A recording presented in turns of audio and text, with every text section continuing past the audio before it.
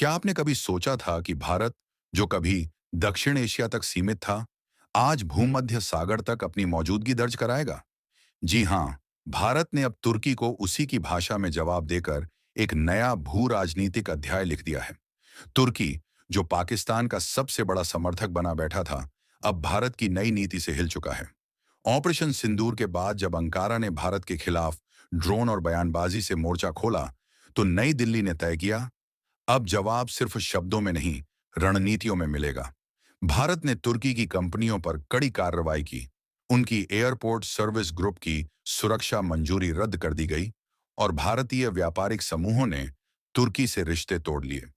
यह कदम सिर्फ आर्थिक नहीं था, यह संदेश था कि भारत अब आंख के बदले आंख की नीति पर काम करेगा। अब बात करते हैं उस रणनीतिक गठबंधन की जिसने तुर्की को चारों तरफ से घेर लिया है। भारत ने ग्रीस, साइप्रस और अर्मेनिया जैसे तुर्की विरोधी देशों से हाथ मिला लिया है। अर्मेनिया को भारत ने आकाश एक air defence system, Pinaka rocket और एंटी ड्रोन टेक्नोलॉजी जैसी आधुनिक रक्षा तकनीकें दी हैं। अब अगर अजरबैजान और अर्मेनिया के बीच फिर जंग होती है, तो तुर्की के हथियारों का सामना भारत के बनाए हथियारों से होगा। यही बात अंकारा को सबसे ज्यादा खटक रही है।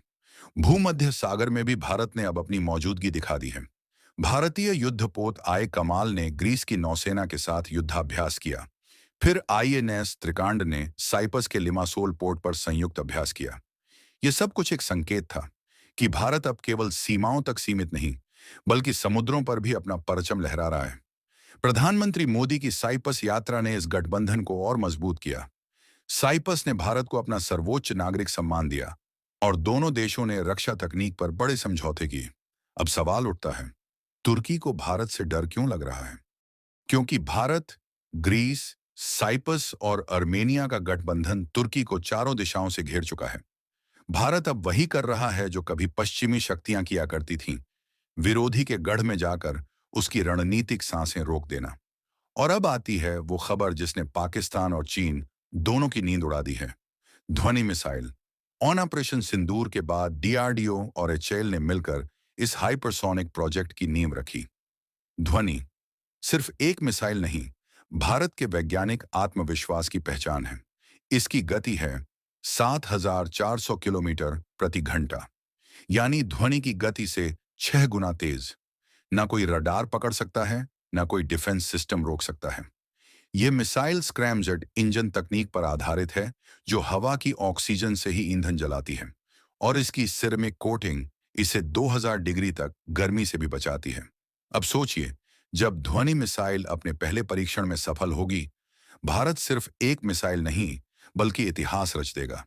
क्योंकि उसके बाद भारत अमेरिका, रूस और चीन जैसे हाइपरसोनिक क्लब का हिस्सा बन जाएगा। और उस दिन दुनिया जान जाएगी, भारत अब सिर्फ एक शक्ति नहीं, बल्कि रणनीतिक महासत्ता बन चुका है। तो दोस्तों, क्या आपको लगता है कि भारत का ये नया रुख तुर्की जैसे देशों को जवाब देने की दिशा में सही कदम है? क्या भारत को इस गठबंधन को और आगे बढ़ाना चाहिए?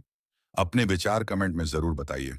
वीडियो पसंद आए तो लाइक करें, शेयर करें और चैनल एएजे की न्यूज़ को सब्सक्राइब करना ना भूलें।